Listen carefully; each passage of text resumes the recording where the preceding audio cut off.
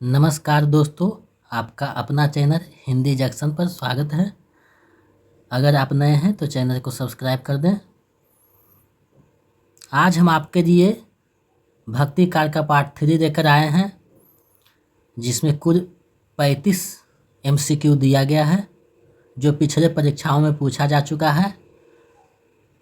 इसलिए ये सारे के सारे प्रश्न बहुत महत्वपूर्ण हो जाते हैं। इसका आप लोग अच्छे से आंसर कीजिएगा। चलिए आज के प्रश्नों की ओर बढ़ते हैं।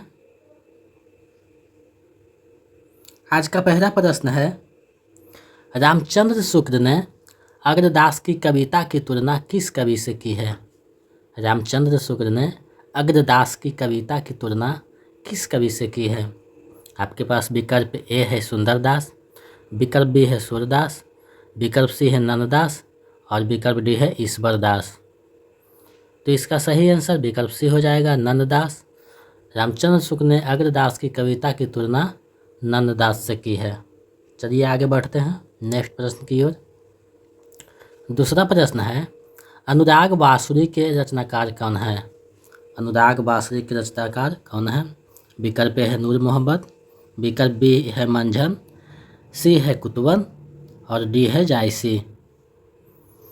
तो इसका सही आंसर ए हो जाएगा, नूर मोहम्मद जो है अनुराग बांसुरी के रचनाकार हैं।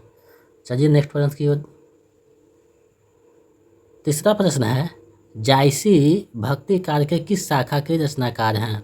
मलिक मोहम्मद जायसी जो हैं भक्ति कार के किस शाखा के रचनाकार हैं? विकल्प ए है कृष्ण भक्ति शाखा, विकल्प बी है राम भक्ति शाखा, विकल्प सी है ज्ञान नश्रयी शाखा और विकल्प डी है प्रेमाश्रयी शाखा। तो इसका सही आंसर विकल्प डी हो जाएगा, प्रेमाश्रयी शाखा के रचनाकार हैं मलिक मोहम्मद जायसी। इनकी प्रसिद्ध रचना है पद्मावत। इनकी प्रसिद्ध रचना है। चलिए आगे बढ़ते हैं। चौथा प्रश्न है, रामचंद्र शुक्ल ने जायसी का किन रचनाओं को जायसी ग्रंथावली में स्थान नहीं दिया है? आपको बताना है कि रामचंद्र शुक्ल ने जायसी ग्रंथावली में जायसी के किन रचनाओं को उसमें स्थान नहीं दिया है। विकल्प ए है पद्मावत, विकल्प बी है अखरावत, विकल्प सी है कहरनामा और विकल्प डी है आखिरी कलाम। तो इसका सही आंसर विकल्प सी हो जाएगा, कहरनामा को रामचंद्र शुक्ल ने अपने ग्रंथ जायसी ग्रंथावली में स्थान नहीं दिया है। वे जायसी के कुल 3 रचना को ही प्रमाणिक मानते हैं। इसका आप लोग ध्यान रखिएगा। चलिए आगे बढ़ते हैं।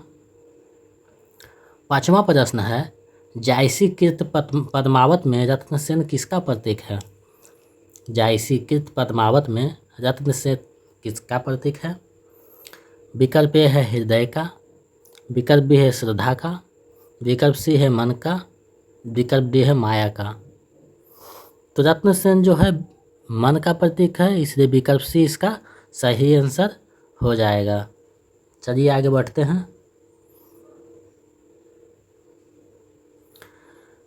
छठा प्रश्न है, यद्यपि सुजाति सुरक्ष ने सुबरन सरस सुबेत भूषण बिनु न बिराजे कविता बनीता मेत। ये किसकी प्रसिद्ध पंक्ति है? आपको जवाब देना है। विकल्प ए है कबीरदास की, विकल्प बी है नूर मोहम्मद की, विकल्प सी है केशवदास की और विकल्प डी है सूरदास की। तो इसका सही आंसर विकल्प सी हो जाएगा, केशवदास की ये बहुत प्रसिद्ध पंक्ति है। यद्यपि सुजाति सुरक्ष ने सुबरन सरस सुबीरत भूषण बिनु न बिराजी कविता बनीता मीत। इसमें जो है कविता की परिभाषा से संबंधित ये प्रश्न है, पंक्ति जो है। चलिए आगे बढ़ते हैं। सातवां प्रश्न है, कबीरदास के मृत्यु से संबंधित स्थान कौन है? कबीरदास के मृत्यु से संबंधित स्थान कौन है? विकल्प ए है बनारस, विकल्प बी है अरख दरीबा, विकल्प सी है सांगानेर, विकल्प डी है मगहर। कबीर की मृत्यु कहाँ हुई थी ये बताना है। इसका सही आंसर विकल्प डी हो जाए, मगहर में जो है कबीरदास की मृत्यु हुई थी। चलिए आगे बढ़ते हैं। आठवां प्रश्न है, भक्ति आंदोलन एक जातीय और जनवादी आंदोलन है, किसका कथन है? भक्ति आंदोलन एक जातीय और जनवादी आंदोलन है, ये किसका कथन है? विकल्प ए है रामविलास शर्मा, विकल्प बी है हजारी प्रसाद द्विवेदी, विकल्प सी है रामचंद्र शुक्ल और विकल्प डी है जॉर्ज ग्रियर्सन। तो इसका सही आंसर विकल्प ए हो जाएगा। रामविलास शर्मा जो हैं इनका कथन है भक्ति आंदोलन एक जातीय और जनवादी आंदोलन है। चलिए नेक्स्ट प्रश्न की ओर बढ़ते हैं। 9वां प्रश्न है, रामचंद्र शुक्ल ने तुलसी के प्रमाणिक रचनाओं की संख्या कितनी मानी है? रामचंद्र शुक्ल ने तुलसीदास के प्रमाणिक रचनाओं की संख्या कितनी मानी है? विकल्प ए है 10, विकल्प बी है 12, सी है 14 और डी है 16। तो इसका सही आंसर बी हो जाएगा। रामचंद्र शुक्ल ने तुलसीदास के कुछ 12 रचनाओं को प्रमाणिक माने हैं। चलिए नेक्स्ट प्रश्न की ओर बढ़ते हैं। 10वां प्रश्न है, रसिक विद्या के रचनाकार कौन हैं? रसिक विद्या के रचनाकार कौन हैं? ए है रहीम, बी है मंझन, सी है केशवदास, डी है तुलसीदास। तो इसका सही आंसर सी हो जाएगा। केशवदास जो है रसिक विद्या के रचनाकार हैं। चलिए नेक्स्ट प्रश्न की ओर बढ़ते हैं।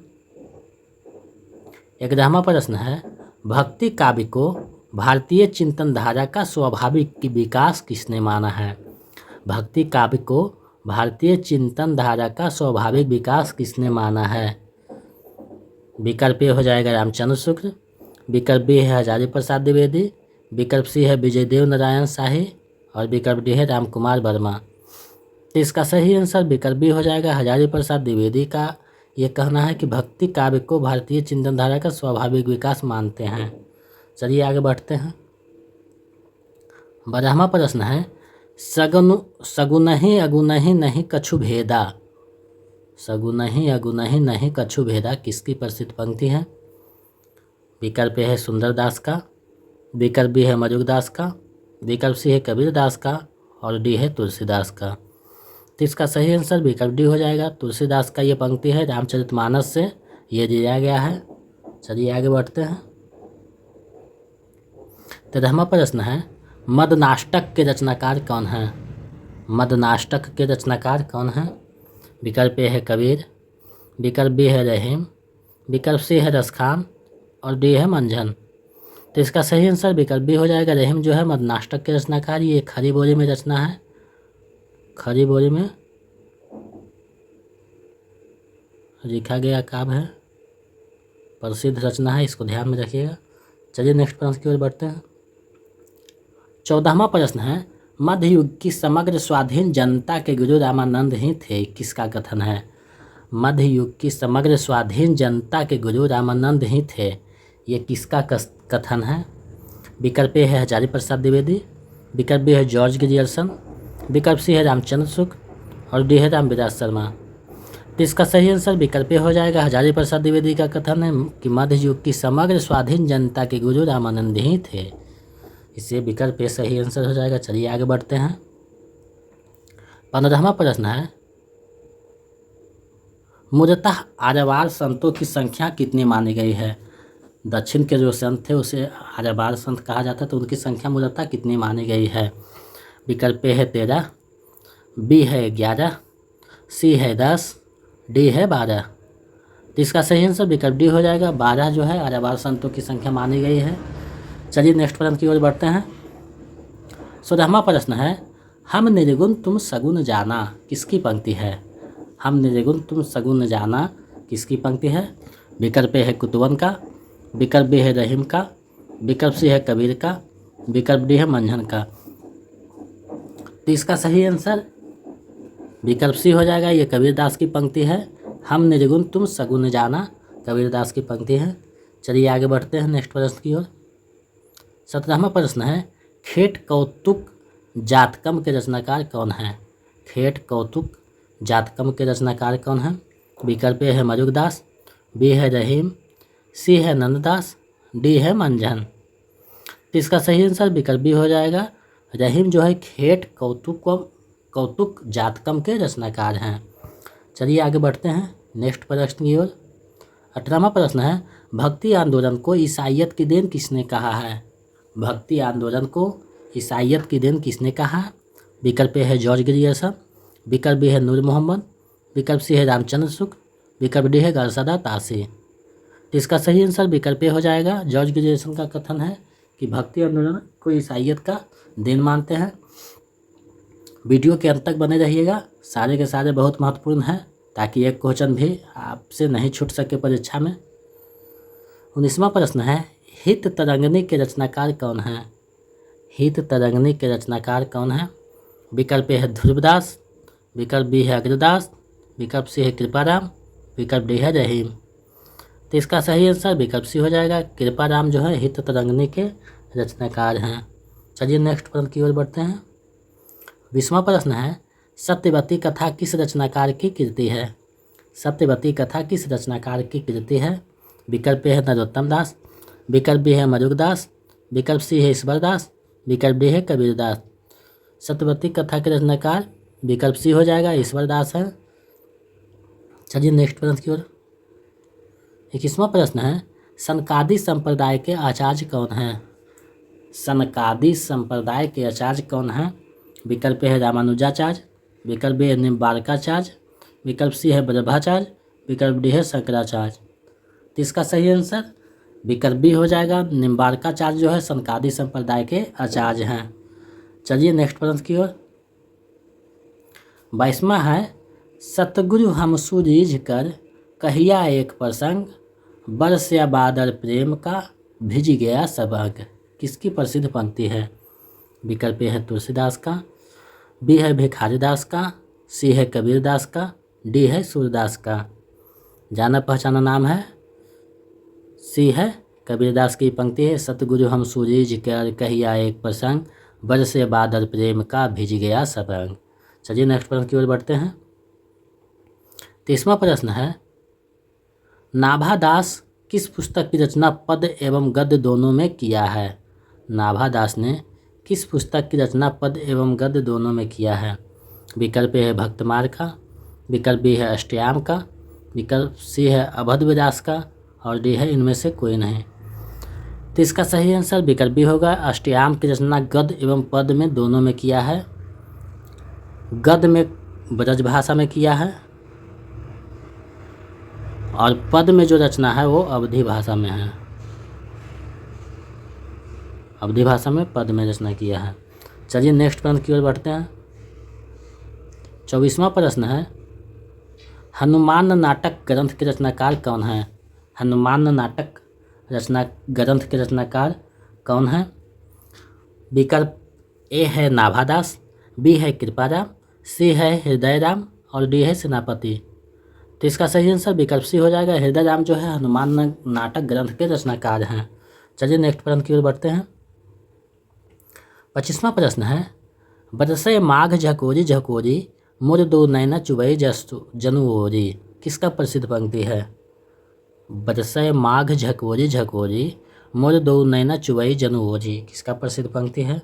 ए है सूरदास का, बी है कबीरदास का, सी है तुलसीदास का, डी है जायसी का। तो इसका सही आंसर विकल्प डी हो जाएगा। जायसी की पंक्ति है पद्मावत से दिया गया है, पद्मावत, और पद्मावत के ये नागमती वियोग खंड से दिया गया है। चलिए नेक्स्ट प्रश्न की ओर बढ़ते हैं। भक्ति कार्य को बौद्ध धर्म की देन किसने कहा है? भक्ति कार्य को बौद्ध धर्म की देन किसने कहा है? ए है श्याम मनोहर पांडे, बी है हजारी प्रसाद द्विवेदी, सी है विजय देव नारायण शाही, डी है रामचंद्र शुक्ल। तो इसका सही आंसर विकल्प बी हो जाएगा। हजारी प्रसाद द्विवेदी जो है भक्ति कार्य को बौद्ध धर्म की देन मानते हैं। चलिए आगे बढ़ते हैं। 27वां प्रश्न है, इनमें से कौन कृष्ण भक्ति शाखा का संप्रदाय नहीं है? इनमें से कौन कृष्ण भक्ति का संप्रदाय नहीं है? विकल्प ए है हरिदासी, बी है श्री वल्लभ, सी है गौरी संप्रदाय, डी है तत्सुखी संप्रदाय। बताना है कि कौन कृष्ण भक्ति से का संप्रदाय नहीं है। तो इसका सही आंसर विकल्प डी हो जाएगा। तत्सुखी संप्रदाय जो है कृष्ण भक्ति का संप्रदाय नहीं है। चलिए नेक्स्ट प्रश्न की ओर बढ़ते हैं। 28वां प्रश्न है, अमृतानुभव किसका प्रसिद्ध रचना है? अमृतानुभव किसका प्रसिद्ध रचना है? ए है ज्ञानेश्वर, बी है हित हरिवंश, सी है नामदेव, डी है चक्रधर स्वामी। तो इसका सही आंसर विकल्प ए हो जाएगा। ज्ञानेश्वर का प्रसिद्ध रचना है अमृतानुभव। ये महाराष्ट्र के संत कवि थे ज्ञानेश्वर। चलिए आगे बढ़ते हैं। 29वां प्रश्न है, स्वामी ध्रुवदास का संबंध किस भक्ति शाखा से है? स्वामी ध्रुवदास का संबंध किस भक्ति शाखा से है? विकल्प है ज्ञान मार्गी, बी है प्रेम मार्गी, सी है राम भक्ति, डी है कृष्ण भक्ति। तो इसका सही आंसर विकल्प डी हो जाएगा। कृष्ण भक्ति से जो है ध्रुवदास का संबंध है। चलिए नेक्स्ट प्रश्न की ओर बढ़ते हैं। 30वां प्रश्न है, तुलसीदास के वचनों के समान रहीम के वचन भी हिंदी भाषी भूभाग में सर्वसाधारण के मुंह पर रहते हैं, किसका कथन है? तुलसीदास के वचनों के समान रहीम के वचन भी हिंदी भाषी भूभाग में सर्वसाधारण के मुंह पर रहते हैं, किसका कथन है? रामचंद्र शुक्ल का, नागेंद्र का, श्याम सुंदर दास का या डी हजारी प्रसाद द्विवेदी का। तो इसका सही आंसर विकल्प हो जाएगा। ये कथन रामचंद्र शुक्ल का है। चलिए आगे बढ़ते हैं नेक्स्ट प्रश्न की ओर। 31वां प्रश्न है, रत्नसेन किस सूफी प्रेमाख्यान काव्य का नायक है? रत्नसेन किस सूफी प्रेमाख्यान काव्य का नायक है? विकल्प ए है मृगावती, बी है चित्रावली, सी है इंद्रावती, डी है पद्मावत। तो इसका सही आंसर विकल्प डी हो जाएगा। पद्मावत का जो है नायक है रत्नसेन। चलिए नेक्स्ट प्रश्न की ओर बढ़ते हैं।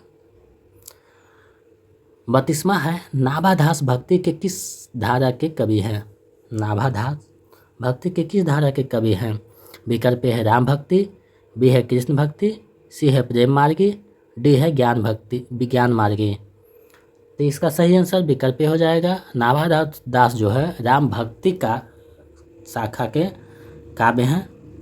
चलिए नेक्स्ट प्रश्न की ओर बढ़ते हैं। 33वां है, गुरु ग्रंथ साहिब में रैदास के कितने पद संग्रहित हैं? गुरु ग्रंथ साहिब में रैदास के कितने पद संग्रहित हैं? विकल्प ए है 38, बी है 39, सी है 40, डी है 41। बहुत महत्वपूर्ण क्वेश्चन ये है, आपको बताना है। तो इसका सही आंसर विकल्प सी हो जाएगा। 40 पद जो हैं रैदास के गुरु ग्रंथ साहिब में संग्रहित किया गया है। चलिए नेक्स्ट प्रश्न की ओर बढ़ते हैं। 34वां है, किस ग्रंथ में कबीर का उल्लेख नहीं हुआ है? आपको बताना है इनमें से किस ग्रंथ में कबीर का उल्लेख नहीं किया गया है। ए है आईने अकबरी, बी है भक्तमार, सी है दबिस्ताने मजहिब, डी है अकबरनामा। तो इसका सही आंसर विकल्प डी हो जाएगा। अकबरनामा में जो है कबीर दास का उल्लेख नहीं किया गया है। बाकी ये तीनों ग्रंथ में कबीर दास का उल्लेख हुआ है। चलिए इस वीडियो का 35वां और अंतिम महत्वपूर्ण प्रश्न को देखते हैं। 35वां प्रश्न है, उदासी संप्रदाय की स्थापना किसने किया? उदासी संप्रदाय की स्थापना किसने किया? विकल्प ए है नंददास ने, विकल्प बी है श्रीचंद ने, सी है नानक ने, डी है रामदास ने। तो इसका सही आंसर विकल्प बी हो जाएगा। श्रीचंद ने जो है उदासी संप्रदाय का स्थापना किया था। और ये किसके पुत्र थे? श्रीचंद नानक के पुत्र थे श्रीचंद, वही उदासी संप्रदाय की स्थापना किए थे। इसलिए इसका आंसर विकल्प बी हो जाएगा। ये आज महत्वपूर्ण प्रश्न थे। आप लोगों के लिए प्रश्न है आज का, आईने अकबरी में कबीर को क्या कहा गया है? यानी कबीर को किस नाम से कबीर को पुकारा गया है, या कबीर दास को किस नाम से उसकी चर्चा हुआ है? इसका जवाब आप लोग कमेंट सेक्शन में दीजिएगा, ताकि हम समझ सके कि आप लोग भी पढ़ाई मन से कर रहे हैं। और अगर हमारे पिछले वीडियो को देखना चाहते हैं तो डिस्क्रिप्शन में लिंक दिया हुआ है, या हमारे चैनल के होम पेज पर जाके आप अपने मनपसंद अनुसार सभी वीडियो देख सकते हैं। और अगर आप नए हैं तो चैनल को सब्सक्राइब कर दें, ताकि मैं इसी तरह आपके लिए महत्वपूर्ण प्रश्नों की श्रृंखला लेकर उपस्थित होता रहूं। बहुत बहुत धन्यवाद।